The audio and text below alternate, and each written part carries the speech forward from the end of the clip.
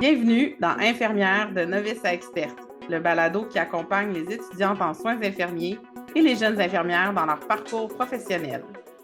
Nous sommes Sylvie Et Karine, deux enseignantes passionnées par la formation des infirmières de demain. Dans chaque épisode, on explore les défis, les apprentissages et les réalités de la profession infirmière.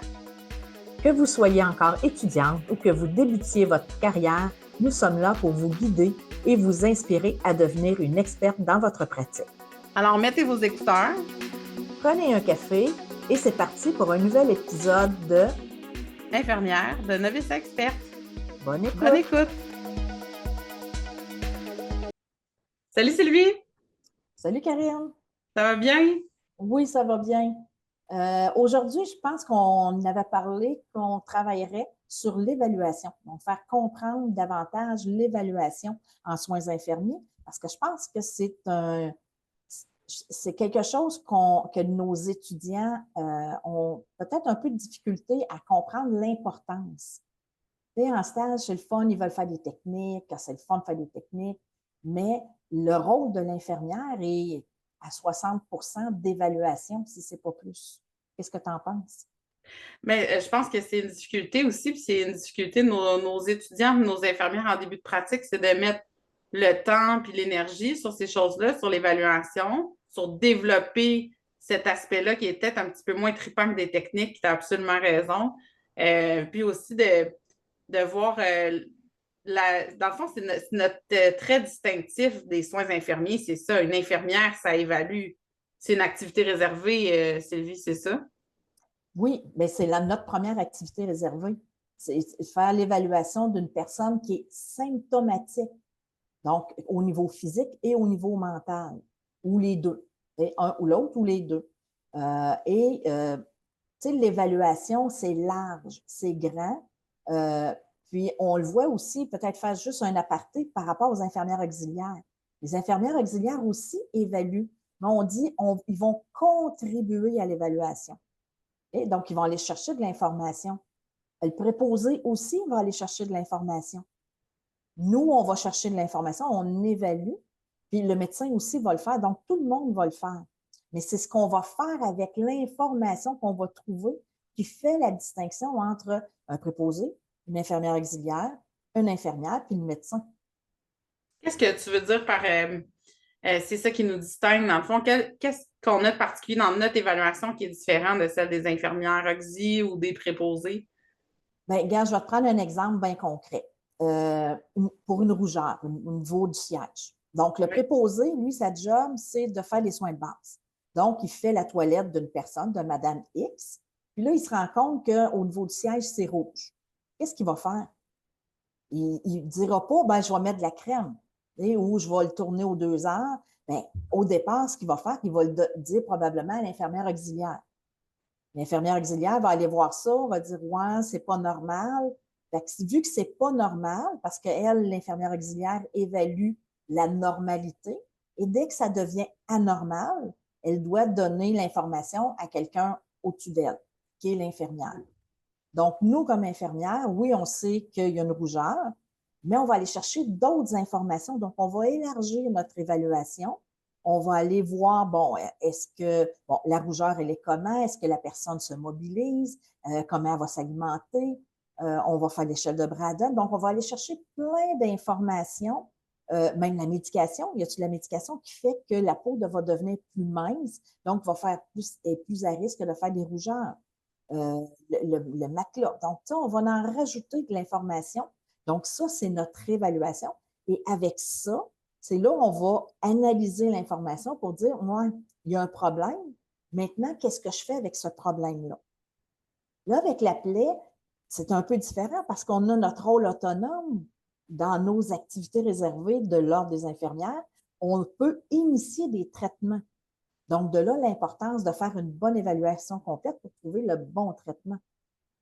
Fait que, bon, si on y va avec un autre élément où on ne peut pas faire d'intervention, bien là, à ce moment-là, on va prendre notre évaluation, la même chose, et on va référer au médecin pour que lui nous donne le bon traitement à faire.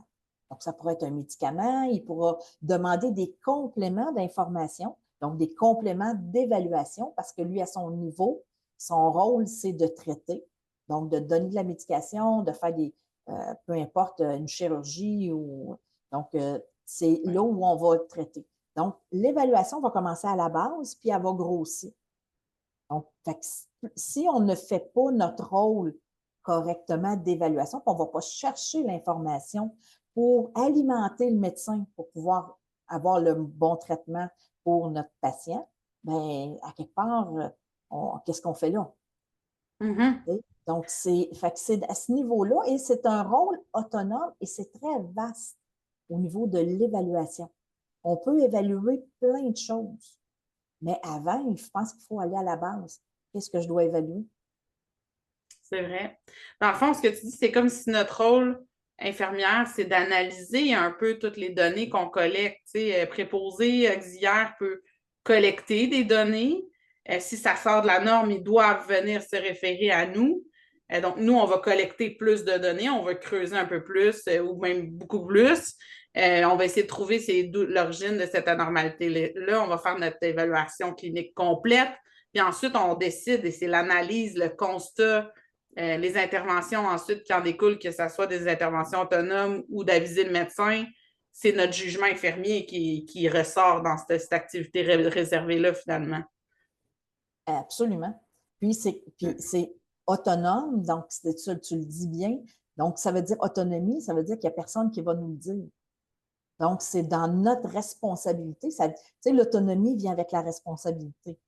Donc, notre responsabilité, lorsque j'ai un patient diabétique, bien, je dois être en mesure de reconnaître ce qui est normal de ce qui n'est pas normal dans sa situation. D'être capable de voir que mon patient est en hypoglycémie, comme de voir que mon patient est en hyperglycémie.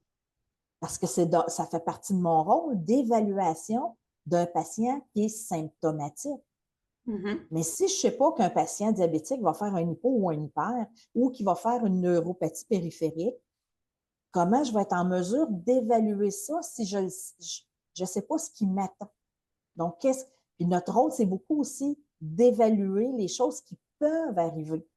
Donc, il faut que je les connaisse, ces complications-là. Parce que si je ne les connais pas, je ne serai pas capable de les voir apparaître parce que je ne saurais pas que ça existe. Puis on le voit en première année. En première année, on n'a pas de pathologie ou très peu de pathologie connue. Donc, lorsqu'on arrive en stage, on va aller évaluer ce qu'on connaît. On va y aller avec les signes vitaux. On va aller avec des choses de base parce qu'il faut vraiment commencer à quelque part.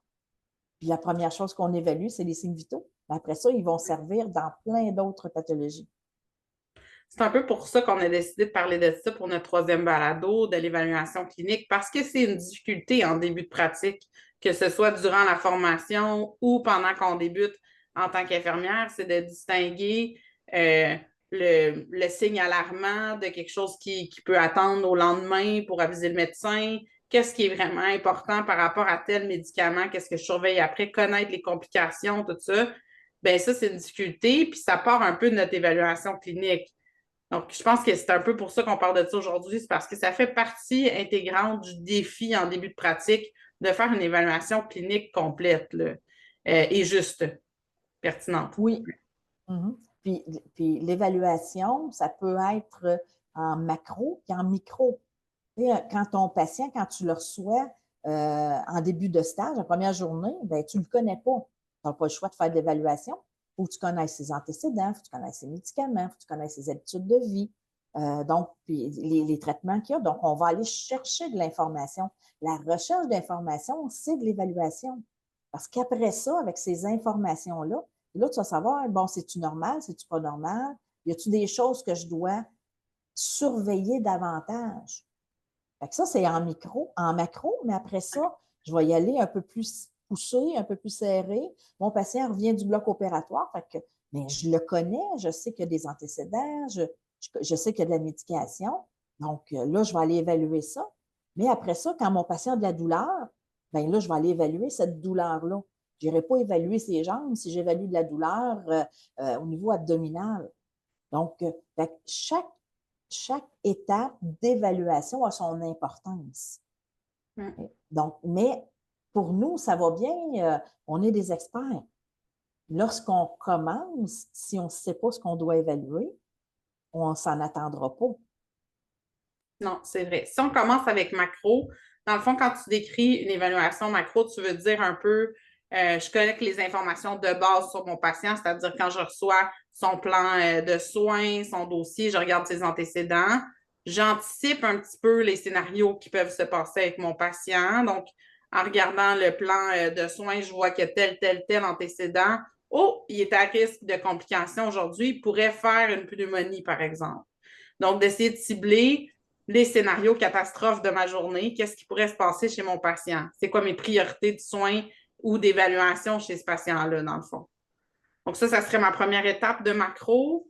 Puis après ça serait d'aller évaluer mon patient réellement dans le lit, là. Ben C'est ça oui, que tu veux parce dire? que oui, puis en même temps, ben, de dire, bon, ben, par rapport à ce que j'ai, ben, mon patient, il est diabétique. Bon, mais quand je vais aller le voir pour de vrai, c'est sûr que je vais faire une glycémie. Pourquoi je vais faire une glycémie? Tu sais, elle peut être, habituellement, elle est prescrite par le médecin, mais ça reste quand même quelque chose d'autonome. J'aurais pas, parce qu'une glycémie capillaire, c'est quelque chose qu'on peut faire dans l'évaluation. Donc, Mhm. si je le fais, pourquoi je vais faire une glycémie? Parce que je veux savoir s'il est en hypo ou en hyper. Okay? Mais ça va venir également avec la bonne façon de le faire. Si je fais une glycémie après avoir mangé, ça se peut que ce soit en hyper, c'est normal. Mais il va falloir que je le fasse avant. Donc, fait que là, ça vient complexifier l'évaluation. Fait qu'on va y aller pour chacun. Puis c'est pour ça que c'est tellement, les recherches en stage deviennent tellement importantes.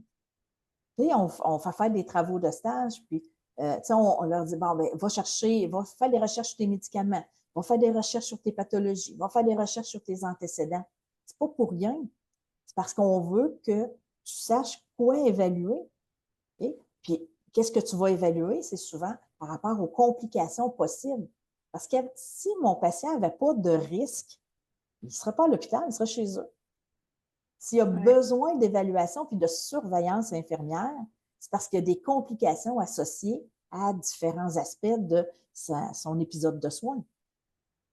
Donc, de cibler tes hypothèses avant de rentrer dans la chambre. Chez nous, on appelle ça des hypothèses précoces, là. Mm-hmm. Donc, de sortir tes priorités de soins, tes scénarios catastrophes pour ton corps de travail. Qu'est-ce qui peut se passer chez ton patient? Après ça, tu vas aller l'évaluer de façon globale, mais avec toujours ça en arrière de la tête.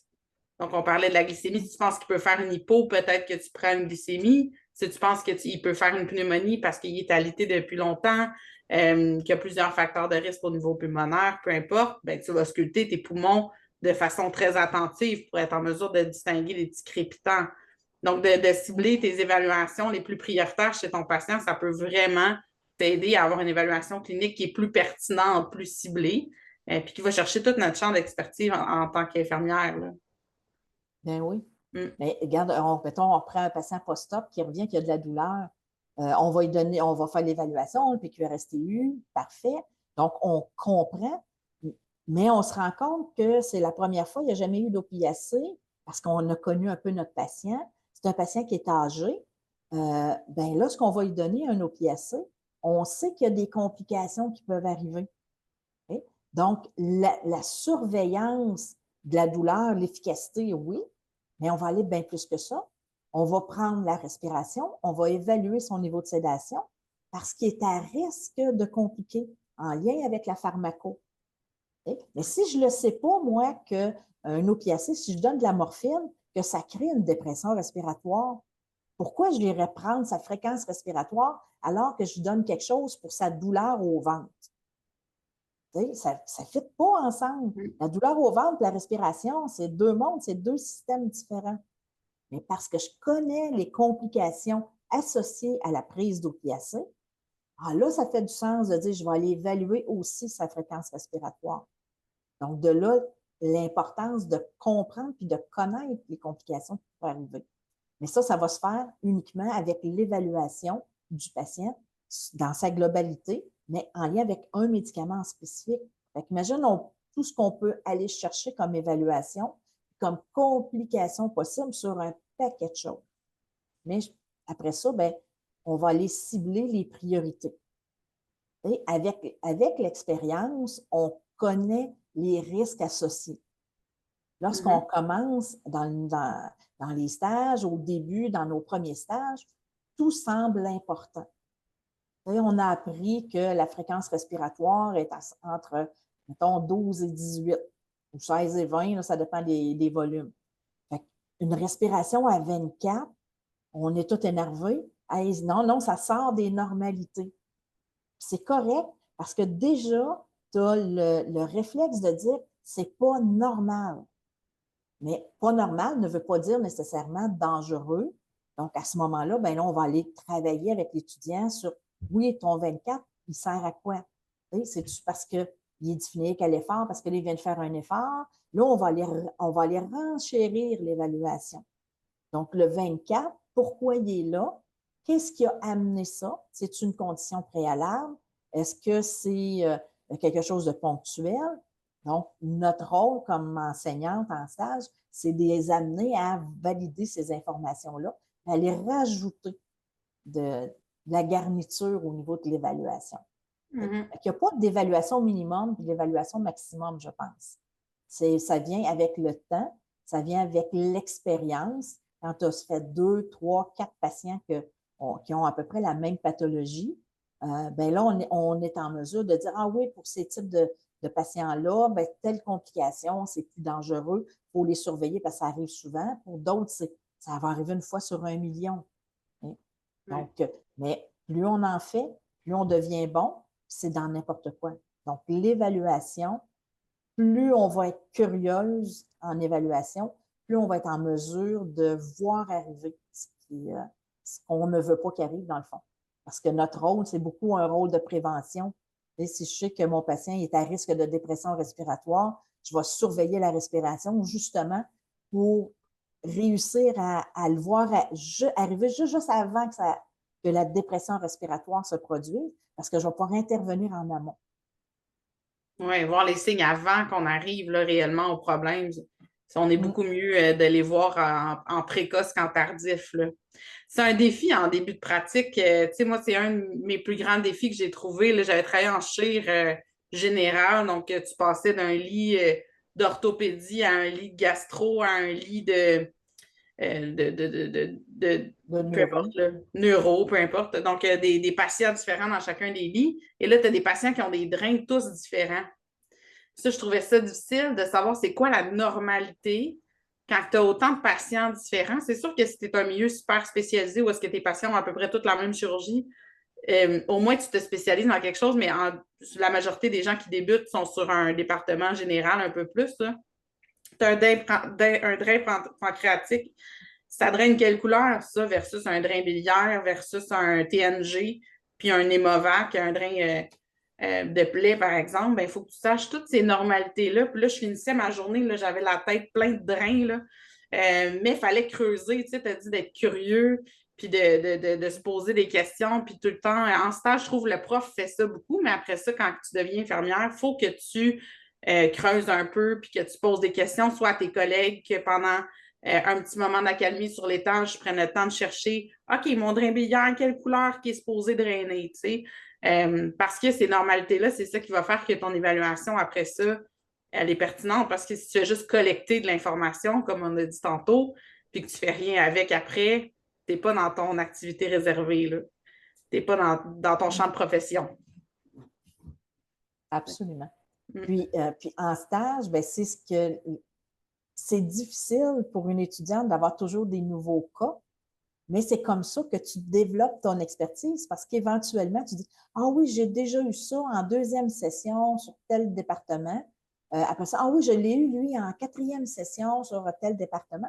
Donc, ça te fait déjà une première base. Parce que de les avoir vus dans les livres, c'est une chose, mais de les avoir vécus, d'avoir pris le temps d'évaluer un patient en orthopédie, d'avoir évalué un patient en neuro, avoir évalué une plaie avec un drain hémovac, l'autre avec un drain biliaire. Donc, déjà, ça te fait une image dans ta tête, plus que juste de l'avoir vu dans les livres. La pratique, c'est comme ça qu'on va développer notre expertise d'évaluation. Oui. Donc, ça récapitule, avant d'aller évaluer notre patient dans la chambre, il faut connaître les normalités, les signes alarmants, puis les complications possibles là, qui peuvent se passer chez ce patient-là Je pense que c'est un peu essentiel. C'est un prérequis à notre évaluation clinique, dans le fond. C'est de savoir ces choses-là, puis d'avoir un bon bagage de connaissances là, par rapport au type de patient que j'ai dans mon lit, les risques qui sont associés, puis de se faire des catégories d'images, comme tu dis. Là. Donc, de savoir qu'un patient post-op d'une chirurgie pancréatique, ça a l'air de ça d'habitude. Si ça sort de ce cadre-là, c'est anormal. Donc, déjà, juste de cibler les anormalités, ça va m'aider dans mon évaluation. Parce que quand je ne savais pas c'était quoi, que si c'était blanc, jaune ou brun, qu'est-ce qui sort de ce drain-là, je prenais une photo dans ma tête dans la chambre, mais je ne savais pas si c'était normal. Je regardais dans ma note au dossier avant, je me disais, OK, tout le monde a écrit que c'est brun, ça doit être, là, je ne sais même pas si je dis bon, la bonne couleur avec le bon drain, là. Mais tout le monde dit que c'est telle couleur, ça doit être normal. Finalement, je suis correcte, tu sais. Donc, ça, il faut les savoir d'avance. C'est un défi en début de pratique, je pense vraiment. Il faut conserver notre curiosité, même si on a fini.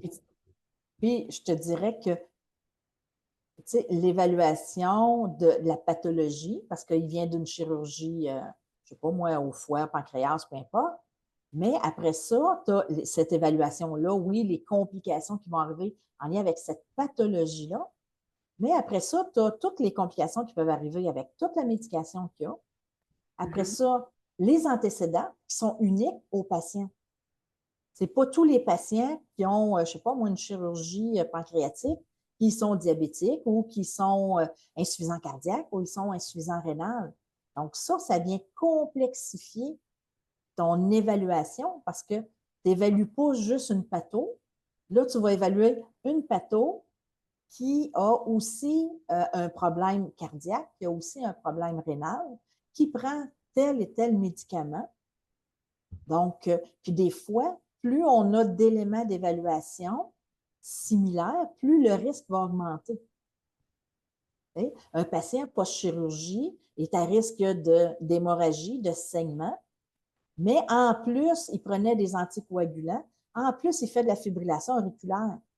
Donc, là, on va aller évaluer au niveau cardiaque encore bien plus que juste la chirurgie qui va peut-être avoir bien été parce que c'est une chirurgie abdominale, mais tout le côté cardiaque, parce que là, maintenant, il n'y a plus d'anticoagulants, puis qui fait de la fibrillation auriculaire, là, on va aller évaluer davantage ça.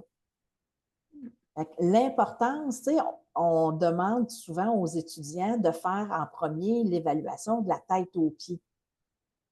Là, il dit, ben oui, mais pourquoi je fais l'évaluation de la tête aux pieds? Il se fait opérer pour un appendicite. Oui, mais c'est parce que ton patient, c'est une unité, c'est un tout. Il y a des systèmes d'associés. Ton système neurologique est important, savoir comment il est en début, même avant la chirurgie. Après ça, donc, le système cardiaque, le système pulmonaire, le système tegumentaire. Donc, tout ça, il faut que tu fasses ton évaluation de la tête aux pieds. Tu vas aller voir ses jambes, sont-ils enflés, sont-ils pas enflés? Ça va avoir une importance selon les systèmes. Donc, fait que ton évaluation de la tête aux pieds, tu en as besoin parce que tu as besoin de l'ensemble des systèmes. Et après ça, tu vas aller approfondir les systèmes qui causent un peu plus de problèmes ou qui risquent de causer plus de problèmes. Je ne sais pas si tu es d'accord avec moi. Ah ben oui, c'est sûr. Je suis très, très, très d'accord. Les étudiants, moi, me disent souvent, ben souvent, c'est peut-être généralisé, là, mais j'ai déjà entendu des étudiants qui me disent, ouais, mais tu sais, ausculter les poumons, on fait ça juste pour se pratiquer. C'est comme un devoir. Tu sais, c'est comme le prof qui me demande de faire ça et tout. Puis même croiser des infirmières, des gens en début de pratique, qui me disent, Karine, je fais plus ça, ces affaires-là. Puis là, moi, je fais, non, non, non, attends une minute, là, c'est encore important, l'auscultation pulmonaire ou d'autres choses qu'on vous fait faire, la tête aux pieds. Cette structure-là d'évaluation est super importante parce que c'est ton évaluation, comme on disait, macro tantôt, c'est ton big picture. En début de corps de travail, tu rentres, tu vas voir ton patient, tu évalues ton patient de façon globale, comment il va. Puis ta tête aux pieds est là pour structurer finalement cette évaluation-là, pour que tu n'oublies rien. Surtout en début de pratique, tu as besoin d'une structure, d'une recette à suivre, répéter la routine là, continuellement. Tu sais. Plus on répète quelque chose, plus ça devient automatique. Si tu suis une structure, ça va t'aider. Mais aussi, c'est parce que ces systèmes-là sont souvent très importants. Tu sais.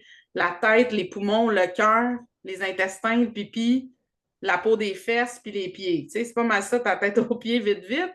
tes intraveineux, là, puis la douleur, mais puis tout ça est important. Moi, je donne jamais un mandat. On ne va pas évaluer des patients juste pour le fun en stage, là. Je dis pas à mes étudiants, là, on va aller faire la tête aux pieds. Ben, c'est pas pertinent pour ce patient-là, mais on se pratique. C'est pas ça. Ton patient, il a réellement besoin d'une tête aux pieds. Puis des fois, les pieds, ça semble banal, mais comme tu as dit tantôt, les pieds enflés, moi, je regarde toujours, toujours, toujours sous mes couvertes de mon patient. Donc, c'est réellement une tête aux pieds. Tu n'es peut-être pas obligé de faire tous tes signes neurovasculaires, toute ton évaluation là, de la circulation puis neurologique au niveau des pieds, mais juste regarder rapidement, sont-ils enflés, sont-ils chauds? Ça me donne une idée de sa circulation cardiaque, aussi, surtout si mon patient il a des antécédents cardiovasques, il pourrait me commencer une surcharge, puis je pourrais le voir très tôt avec mes pieds. Si je ne regarde pas mes pieds, là, mes signes qui sont plus loin vont être des signes tardifs. On parlait tantôt de prévenir. Ma tête aux pieds est vraiment riche en informations. Là. Ça va me donner plein, plein, plein de choses sur lesquelles agir. Puis si je ne fais pas ça en début de corps de travail, puis que je le fais plus tard, ou que là, mon patient commence à avoir des difficultés respiratoires, puis là, je commence à me poser des questions au niveau cardiaque, es-tu en surcharge? Et il est un peu trop tard de regarder ses pieds enflés, là, je vais essayer d'aller agir sur d'autres choses, mais c'est pas ça. Ou, mettons, je sculpte mon patient en début de corps de travail au niveau des poumons. Si je fais ça dans ma tête aux pieds, je vais peut-être l'écouter, mon petit crépitant qui débute. Puis là, si je l'écoute plutôt quand mon patient commence la dyspnée, puis je ne l'avais pas écouté avant, je n'ai pas de baseline, je n'ai pas de données de base sur lesquelles me baser. Mon patient, il avait l'air de quoi au début de corps de travail? Y avait-tu des crépitants ou il n'y en avait pas? Parce que ça va changer si c'est quelque chose qui était présent au début de corps de travail ou qui n'est plus présent du tout là, plus tard. Je pense que c'est intéressant de voir cette évolution-là aussi de ton début de corps de travail à la moitié, finalement. Fait qu'il n'y a pas d'évaluation qui est faite juste pour travailler, puis se pratiquer, là, dans le fond. Non, ben, je comprends les étudiants quand ils disent ils vont se pratiquer.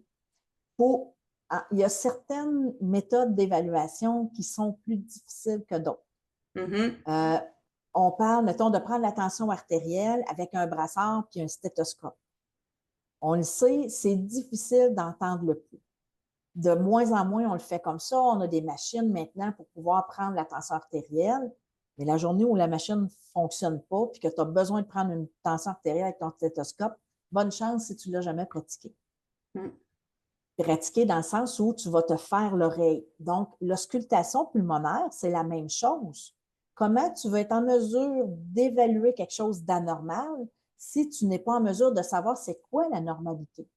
La normalité, dans les volumes, c'est écrit des murmures vésiculaires. Ça a l'air de quoi, ça, quand je l'écoute, des murmures vésiculaires? Est-ce qu'ils vont être pareils pour un patient qui est lancé cachexique versus un patient qui souffre d'obésité avec un thorax en tonneau?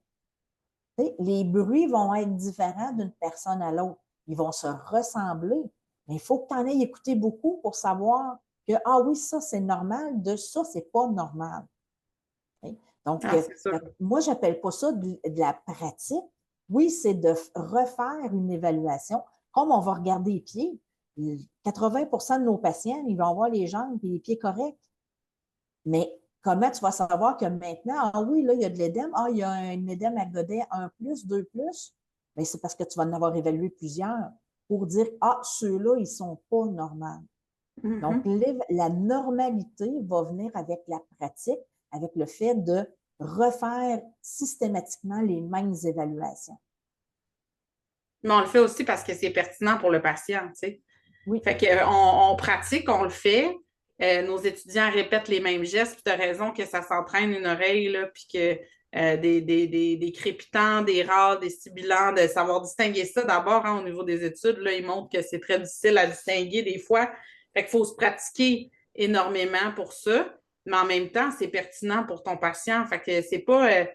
on ne vous demande pas de faire ça en tant que prof de stage, là, juste pour le plaisir, puis juste pour la pratique, c'est aussi pertinent pour ton patient. Fait qu'il ne faut pas que tu laisses ça tomber une fois que tu es devenue infirmière. Fait que ça, c'est important, mais c'est vrai qu'il faut vraiment se pratiquer. Puis pour la structure aussi, il faut automatiser, comme je disais tantôt, ces évaluations-là. Fait que pour ça, il faut les faire souvent. C'est ça. Puis être en Mais mesure tout de ce qui est voir. automatisé, tout ce qui est automatisé va devenir une routine. Puis cette routine-là va t'empêcher de réfléchir à qu'est-ce qu'il faut que je fasse.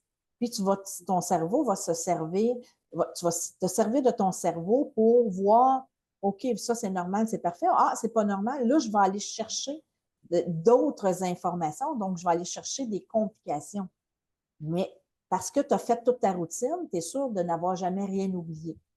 Et la routine vient faire en sorte qu'à un moment donné, tu n'y penses plus. Ouais. Et tu sais, quand tu deviens expert, tu sais, nous, on est habitués de poser des questions parce qu'il y a un côté pédagogique en arrière de ça. Pourquoi tu évalues ça? Pourquoi ci? Pourquoi ça? Mais tu vas poser la même question à une experte, puis elle va dire, ben parce qu'il faut que je fasse ça, parce que ça fait partie de la routine. Puis, moi, mais pourquoi? Ils ne sont pas capables de dire pourquoi il faut qu'ils le fassent, tellement c'est ancré dans leur mode de travail. Parce que ça fait partie de pourquoi je prends une tension artérielle avant de donner un antihypertenseur? Bien, parce qu'on fait toujours ça. Oui, mais pourquoi? Tu sais, là, cette réflexion-là, on n'a plus besoin de l'avoir quand on est expert parce que ça fait comme partie de notre évaluation. En voiture, c'est la même chose. Quand on commence nos cours de conduite, et quand il y a un stop, ben, il faut réfléchir. Ah oui, il y a un stop, il faut que je pense à mettre le pied sur le frein pour ralentir tranquillement. Quand ça fait des années que tu conduis, tu es en train de parler, tu écoutes de la musique, tu parles avec la personne à côté, puis le stop, on dirait que tu ne le vois pas, mais les pieds vont le faire automatiquement. C'est la même chose en évaluation. Donc, plus on répète des choses, plus ça va devenir de la normalité. Et dès qu'il va arriver quelque chose dans ton évaluation qui va être anormal, c'est là que ta vigilance va embarquer. De dire, hey, non, d'habitude, on n'a pas ça, cet élément-là. Là, on va aller creuser davantage. Mais comme dans n'importe quoi, je pense qu'il faut commencer par la base. Puis la base, c'est d'évaluer, de prendre le temps de tout évaluer. Oui, c'est plus long, mais avec vos bonnes bases, vous allez vous faire un bon système. Puis après ça, vous allez prendre la vitesse. Okay? Vous allez connaître vos normalités, vous allez savoir aussi qu'est-ce qui est urgent de ce qui ne l'est pas. Okay? Ça aussi, ça vient avec l'expérience. Donc, c'est une pression qui est à 132. C'est-tu dangereux? Faut-tu que j'intervienne tout de suite ou pas? Okay? Quand je le prends pour la première fois ou dans les premiers stages, ben 132, c'est en dehors de la normalité. Maintenant, je fais quoi avec? Okay? Faut-tu que j'intervienne tout de suite ou pas? Ben, là, on va continuer notre évaluation. On va amener l'étudiant à réfléchir sur une valeur qui est anormale pour voir est-ce que je fais quelque chose avec ou pas. Oui. Ce que je trouve une difficulté, des fois, ils ciblent que c'est anormal, mais de se poser la question sur pourquoi ça l'est, ça, des fois, c'est plus difficile. Puis dans nos automatismes, dans notre routine de soins, moi, j'ai des étudiants en fin de parcours, puis peut-être les infirmières en début de pratique. Maintenant, les signes vitaux, là, où est-ce que je travaille, ça rentre directement dans le système informatique, OK? Fait que ta machine, elle le prend, puis ça part dans le système informatique. Tu as peut-être un peu moins d'analyse que quand tu l'écris sur ton plan de travail, quand que, tu prends le temps de regarder. Il faut que tu prennes le temps d'observer, même si notre système va maintenant à vitesse fois 1000. Là. Observe ce que tu as sur ta machine avant de faire send dans l'ordinateur ou même de le retranscrire sur ta feuille sans poser des questions. Donc, une pression à 132, OK, qu'est-ce que ça peut faire à mon patient? Quels symptômes ça peut amener? Quelles manifestations? Qu'est-ce qui aurait pu causer ça? Donc, se poser les questions quand on est dans la chambre, puis ensuite de continuer nos observations, d'aller dans ce sens-là. Ah, si ça peut faire telle manifestation, ça serait bien que je demande à mon patient s'il a mal à la tête. Donc, de se poser les questions quand on est dans la chambre plutôt que de faire send. Parce qu'après ça, on va être occupé dans d'autres choses probablement, puis ça se peut que mes signes vitaux restent bien loin en arrière de ma tête. Fait que je trouve que c'est un défi que la technologie nous amène, c'est d'analyser les informations quand je les reçois, les constater, être dans le moment présent. Finalement, ça a l'air niaiseux, là, mais d'être dans le moment présent quand je prends mes signes vitaux, de regarder, d'analyser qu'est-ce que j'ai devant moi. Même chose quand je fais ma tête aux pieds, de prendre le temps de me demander c'est anormal, qu'est-ce qui peut faire ça? OK, qu'est-ce que j'ai besoin d'évaluer de plus? T'sais? Reste que c'est pas la fin du monde de retourner dans sa chambre 15 minutes après parce qu'on a oublié quelque chose. C'est plus au niveau de l'organisation, puis ça, on pourra en reparler une autre fois. L'important, c'est d'avoir une évaluation qui est complète. On parlait de routine puis d'automatisation tantôt. On a parlé de la tête aux pieds, qui est dans le fond une structure pour nos évaluations, mais il y a d'autres façons de structurer nos évals. Il y a des acronymes, il y a des choses dans vos manuels, le PQRSTU, le HIAPP, le CCM SPOD, ou je ne sais plus quel acronyme pour les signes neurovasculaires. Moi, je ne suis pas une fille d'acronyme. J'ai bien de la misère à me rappeler des significations de lettres, mais tous ces acronymes-là, c'est des structures d'évaluation pour nous permettre de rentrer dans une évaluation qui est répétitive, toujours dans le même format. Mine de rien, si j'ai toujours le même format d'évaluation de la douleur, si je fais mon PQRSTU, au début, c'est lourd, là, penser à toutes ces questions-là puis ces lettres-là quand on est dans la chambre du patient. Mais si je le fais répétitivement, à un moment donné, cette structure-là va devenir instinctive, elle va devenir une évidence, comme tu disais tantôt. Puis après ça, ben, j'aurais plus besoin d'y penser à mes PQRSTU, mais je vais lui demander qu'est-ce qui a provoqué la douleur, puis ça fait combien de temps, parce que ça va être ancré dans ma pratique, là. Donc, c'est des bons outils, il faut les ressortir, ces outils-là. Ce n'est pas juste un outil pédagogique de formation, c'est aussi un outil de travail pour l'infirmière, là. Effectivement. Puis, tu sais, tes données d'information, donc d'évaluation, tout seul, des fois, ça ne veut rien dire non. Tu sais, il faut évaluer avec. Ça a déjà été évalué avant, comment il était.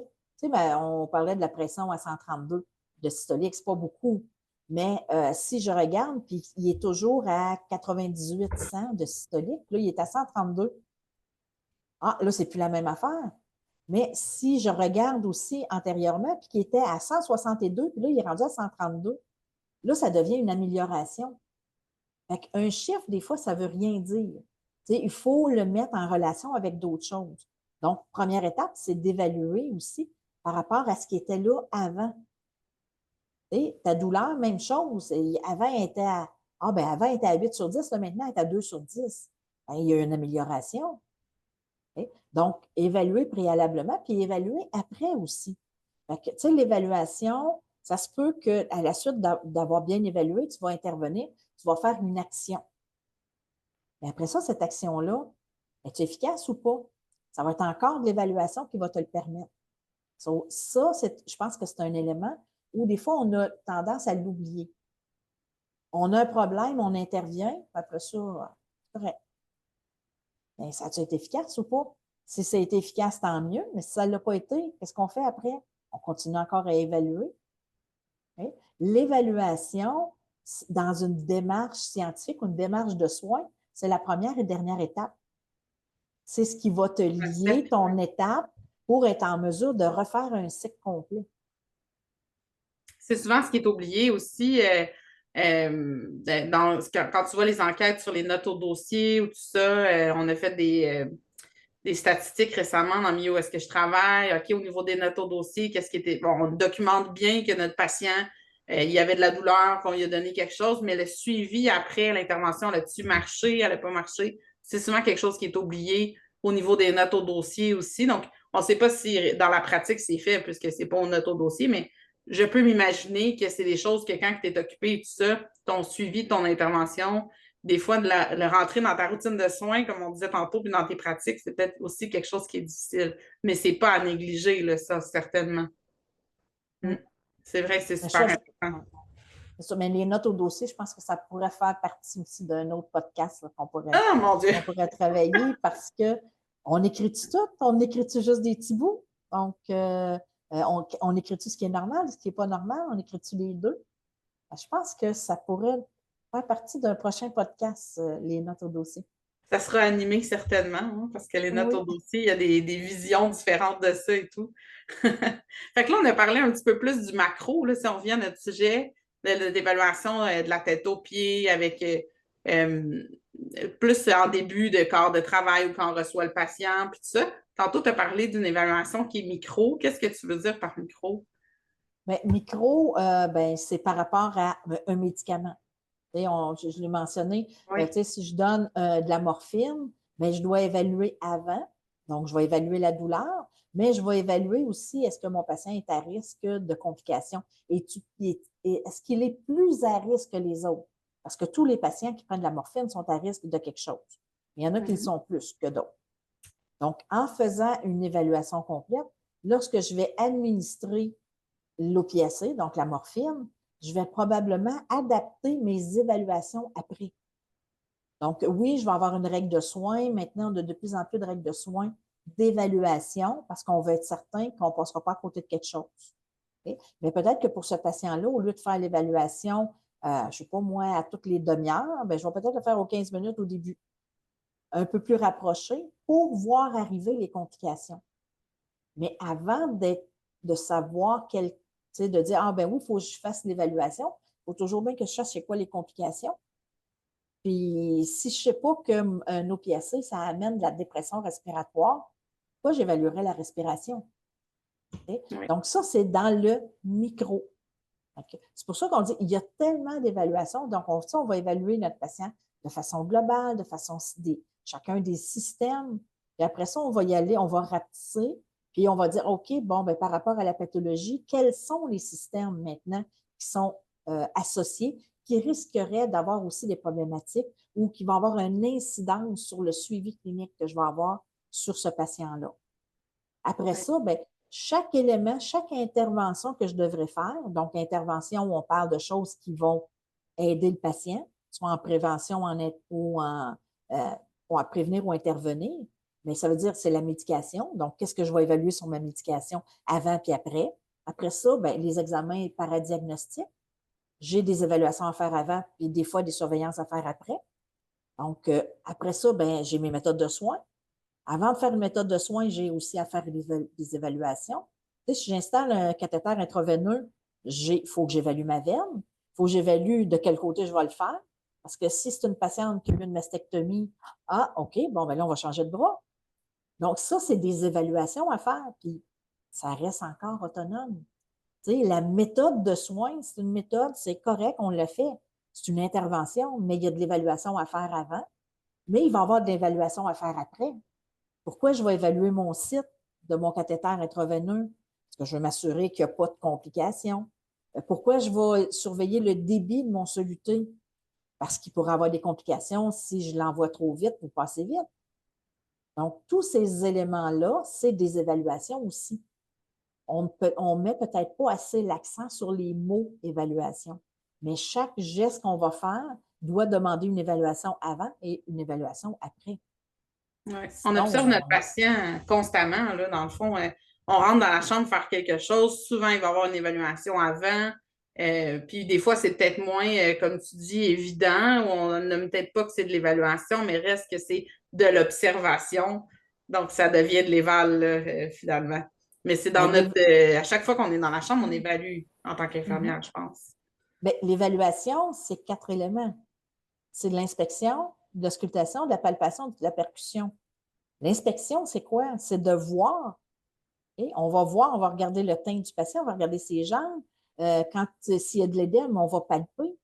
Donc, c'est l'évaluation, c'est 4. Il y a 4 éléments. C'est à partir de ces 4 éléments-là. Mais on dirait que l'inspection, parce que c'est des yeux, parce qu'il n'y a pas de. On touche à rien, on ne prend pas de stéthoscope, on ne touche pas au patient. C'est comme si ce n'était pas de l'évaluation. Mais oui, ça en est. Ah ben Okay? oui, moi c'est quelque Euh, chose que j'ai développé beaucoup en soins palliatifs parce que on essaie justement d'être un petit peu plus dans moins dans l'invasif ou moins dans le médical. On veut que le patient n'ait pas l'impression qu'il est malade constamment. Donc, des fois, on laisse un peu tomber tout ce qui est palpation ou des choses comme ça, puis on va observer énormément notre patient. Nos yeux sont super importants là-dedans. Puis on essaie de le faire dans le quotidien plutôt que de faire une tête aux pieds là, physiquement auprès du patient parce qu'encore une fois, ça amène la vision là, médicale un peu. Fait que, mais c'est quelque chose que j'ai développé, mais il faut que tu regardes les yeux de ton patient. Sont-ils bien colorés? Ses muqueuses aussi, sont-ils sèches? Après ça, au niveau de la gorge, de la poitrine, la façon dont il respire. Il y a plein de données que ça dit, toute cette observation-là. C'est pas à négliger. Son faciès, est-tu détendu? Y a-tu l'air préoccupé? Après ça, dans le discours, il y a plein de choses que tu peux aller chercher aussi là, dans le questionnaire, évidemment. Là, mais... exact. Ça, on va l'écouter, notre patient. Puis on va peut-être trouver d'autres problèmes qui peuvent peut-être être plus cognitifs. Ah, il commence à être désorienté, il me parle, c'est pas cohérent ce qu'il dit. C'est de l'évaluation aussi. Oui, oui, super important. Mm. Fait qu'on a notre évaluation micro qui est au quotidien, finalement, pas au quotidien, mais à chaque minute, quasiment, plus ciblée par rapport à nos problèmes qu'on a ciblés, nos priorités de soins. Oui, puis par rapport aux interventions qu'on fait. Et par rapport, on a des responsabilités par rapport aux méthodes de soins, on a des responsabilités par rapport à la médication qu'on administre. Il faut être en mesure de les évaluer avant puis après. Ça fait partie. Puis le cours de soins infirmiers, c'est ça. Quand on va au laboratoire pour travailler une méthode de soins, oui, la dextérité de faire la méthode, c'est une chose, mais tout ce qui est en amont, tout ce qui est après, ben, ça fait partie intégrante du rôle de l'infirmière. C'est notre partie à nous, puis n'importe qui pourrait installer un tube nasogastrique avec quelques directives. La loi 90 même le permet, là, qu'on enseigne des choses aux proches des patients, aux préposés, tout ça, des tâches, des techniques là, que nos étudiants ont si hâte de faire. Bon, on peut montrer ça à quelqu'un d'autre. Mais le jugement, l'évaluation en arrière de ce geste-là, ça fait partie de notre rôle infirmier. Et puis ça, je pense que c'est vraiment notre champ de pratique, notre profession là, a pris son ampleur par l'évaluation, puis l'importance que ça prend là, dans notre quotidien. Tout à fait. Puis le côté, ce qui nous distingue aussi des autres professionnels, c'est de voir les complications, d'anticiper les complications pour être en mesure d'intervenir rapidement. Parce que s'il n'y a pas de complications, le patient n'a pas d'affaire à rester à l'hôpital, il va s'en aller. De plus en plus, on le voit avec les courts séjours, les patients restent de moins en moins. Donc, les patients qui sont hospitalisés demandent une surveillance encore plus accrue. Et c'est l'évaluation qui va le faire. Si tu regardes ton plan de travail, ce que tu vas avoir dedans, ce sont les prescriptions médicales. Tu vas avoir la fréquence des signes vitaux, tu vas avoir la fréquence des glycémies, tu vas avoir les médicaments que tu as administrés. Le médecin n'est pas là pour te dire qu'est-ce que tu dois évaluer. Ça t'appartient à toi. Donc, il faut que tu le fasses de façon autonome. Et c'est ce qui va distinguer une bonne infirmière d'une infirmière correcte, d'une infirmière dangereuse. Et donc, juste de donner de la médication, je donne mon OPSC puis je ne m'en occupe pas, bien, ça peut amener des décès. Donc, dans 99 des cas, avec la quantité d'OPSC qui est donnée dans les hôpitaux, il n'aura pas de problème. Mais quand il va en avoir, il faut qu'il soit vu. Donc, l'évaluation est primordiale. C'est pour le 1 patient sur 1 million que ça va arriver. Donc, oui, ça devient de la routine. Mais malheureusement, il y a encore des décès pour un geste que l'on fait de façon quotidienne d'administration d'opiacés qui devient banal parce qu'on en donne tellement. C'est surtout quand tu travailles en chirurgie, on donne 10, 15, 20 opiacés par jour, là, par quart de travail. Donc, ça devient de la routine. Okay? Mais si je ne prends pas l'habitude de faire les évaluations comme ils doivent être faits, la journée où il y en a un qui va mal aller, ben, tu ne le verras pas parce que tu n'auras pas fait tes évaluations. Malheureusement, des fois, ça cause des décès. Souvent, il y a des signes précurseurs à ça, donc d'y être attentif là, dans chacune de mes administrations, même avant celle qui fera une dépression respiratoire. Là. Tu le vois, là, la petite chute de tension artérielle à ton patient. Quand j'avais un patient, moi, qui avait fait ça, on le voyait là, au niveau de sa pression artérielle. À chaque fois qu'il recevait un narcotique, sa pression artérielle diminuait. Il n'y avait pas une respiration qui était hyper basse, mais juste on le voyait un peu diminuer. J'ai dit à mon étudiante, hey, regarde, il a l'air sensible, tu le surveilleras ce soir. Jamais je pensais que ça allait faire ça pour vrai cette soirée-là, mais réellement, il nous a fait une dépression respiratoire, mais on le voyait dans son diagramme de signes vitaux. Là, on voyait vraiment qu'il y avait une chute après ses administrations. Puis on aurait pu agir avant, tu sais. Ou du moins, on a été attentifs puis on a agi rapidement quand c'est apparu au moins. Il faut le voir, c'est ça. Mais tu l'as vu arriver parce que tu as fait de l'évaluation. C'est ça. Pas d'évaluation, tu ne le vois pas arriver. Il est trop tard. C'est complexe, finalement, l'évaluation, puis de cibler mes signes d'alarme, de connaître mes normalités, tout ça. Pour nos étudiantes, qu'est-ce qu'on peut ou nos infirmières en début de pratique, qu'est-ce qu'on peut leur donner comme truc pour consolider leur évaluation puis être un petit peu plus solide, plus confiant dans cette tâche-là qui finalement, c'est notre profession, là. On va pas la minimiser. Qu'est-ce qu'on peut leur recommander là, pour s'aider un peu? Ben, moi, la première chose, je dirais, ouvre tes livres. Tu as des beaux volumes de références, puis tout est écrit dedans. Donc, tu sais, quand tu fais tes travaux de stage, il ne faut pas juste ce que tu as retenu du cours que ta prof a donné. Va fouiller dans ton livre. Va regarder, bon, OK, je ne sais pas, moi, j'ai installé une sonde aujourd'hui. J'ai-tu vraiment fait des évaluations préalables avant? Tu sais, va fouiller dans ton livre. Ah, il y avait telle évaluation. Ça, je ne l'avais pas faite, mais tu vas y repenser la prochaine fois. Écrire. Avoir une feuille, puis d'écrire tes évaluations à faire. Donc, dire, quand je rentre dans la chambre de mon patient pour la première journée, je dois évaluer ça, ça, ça, ça. Fais-toi un aide-mémoire. Okay? Après ça, à un moment donné, en la sixième session, tu n'auras plus besoin de ton aide-mémoire. Mais dans tes premières journées de stage, c'est normal d'en avoir. Avec ton Même après, aide-mémoire, même infirmière, là, au début, quand tu as un patient de tel format, de prendre le temps de cibler les évaluations prioritaires pour ton patient sur ton plan de travail là, avant de rentrer dans la chambre, je pense que ça peut vraiment t'aider à te structurer et rien oublier. Là.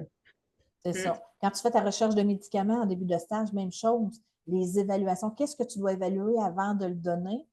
Qu'est-ce que tu dois évaluer après pour voir l'efficacité, pour voir apparaître des complications en lien avec la médication que tu viens de donner? Donc, pas juste faire tes travaux de stage pour un travail de stage. Ton travail, ce que tu vas écrire pour ta recherche de médicaments, c'est parce que c'est quelque chose que tu dois prendre en compte et le faire pour de vrai avec ton patient. Donc, ça devient le côté consciencieux, ton côté autonome d'infirmière. C'est pour ça que tu fais ta formation. C'est pour ça que tu vas avoir un permis d'exercice. Parce que tu es capable de faire une évaluation complète d'un patient symptomatique, autant au niveau physique que mental. C'est ta première activité réservée. Donc, si tu n'es pas capable de la faire, pourquoi l'Ordre des infirmières vont te donner, vont te décerner un permis d'exercice? Donc, il faut Donc, être je pense curieux, il faut se renseigner, oui. soit en stage, soit en début de pratique. Je disais tantôt, mon drain pancréatique, il draine quelle couleur, je n'ai aucune idée. Il ne faut pas que je m'assieds et je me dis, bah, ça doit être normal. Dans les notes, tu as tout le temps de la même couleur. On va creuser, on pose des questions, puis on se renseigne là, pour construire notre bagage de connaissances. On apprend toujours dans cette profession-là. On n'arrêtera jamais d'apprendre. Il faut chercher dans nos livres, chercher dans nos outils pour essayer de voir les complications possibles, les signes alarmants. Est-ce que j'ai tout fait aujourd'hui ce que je pourrais faire? Est-ce que j'aurais pu rajouter des choses? Je pense que c'est une bonne façon déjà d'ajuster notre évaluation puis d'être en construction là, de nos compétences continuellement par rapport à ça. C'est une bonne idée. Absolument. Dans il faut s'assurer là-dessus. Là.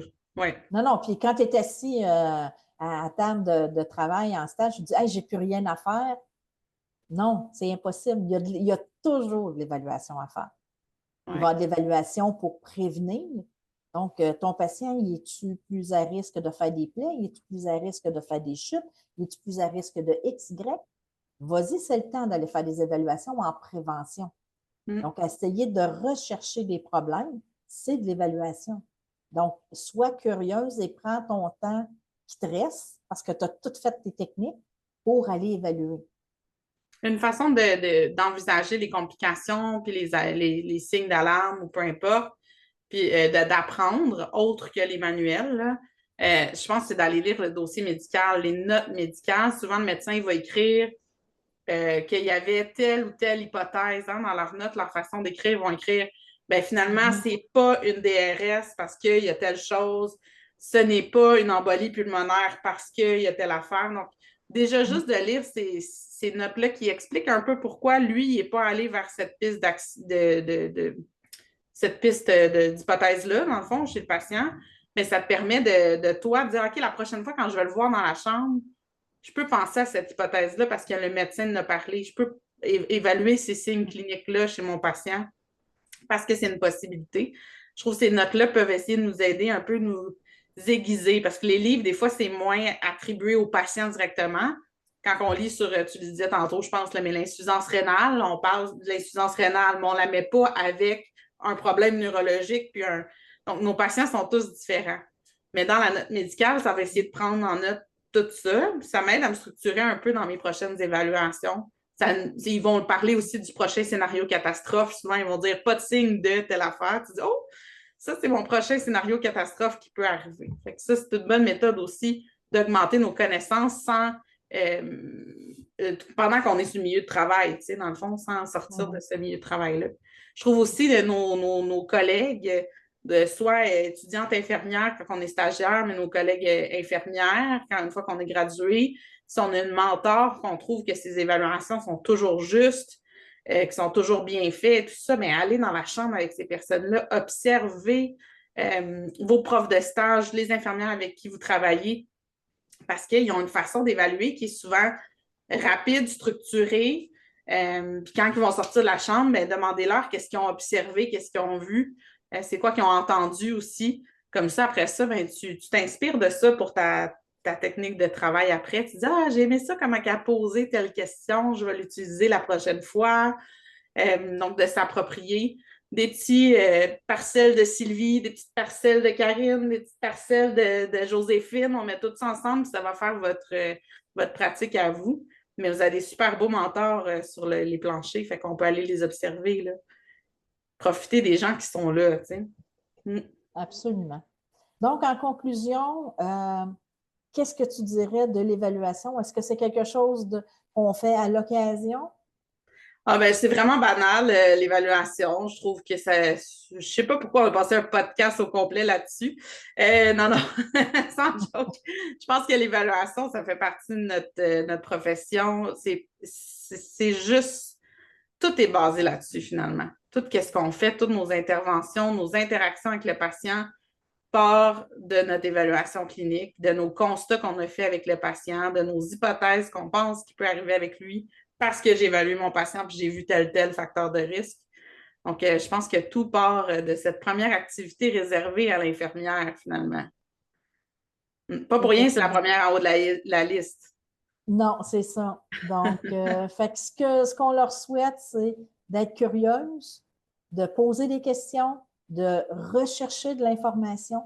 Donc, on l'appelle évaluation, contribution à l'évaluation, évaluation, observation, c'est d'aller chercher des données sur notre patient par rapport à plein de choses qui pourraient arriver. Ah, donc, je rajouterais, Sylvie, oui. de croire en notre pertinence, puis de ne pas être gêné. Hein? Des fois, on dit, ah, mais là, je suis gênée de lever la jaquette, de déranger le patient, des fois, juste de regarder ses pieds ou tout ça, je ne veux pas le déranger. Non, non, mais ces évaluations-là, elles sont pertinentes. On vient de le dire pendant 1 heure de balado. C'est des évaluations qui font partie de ta profession.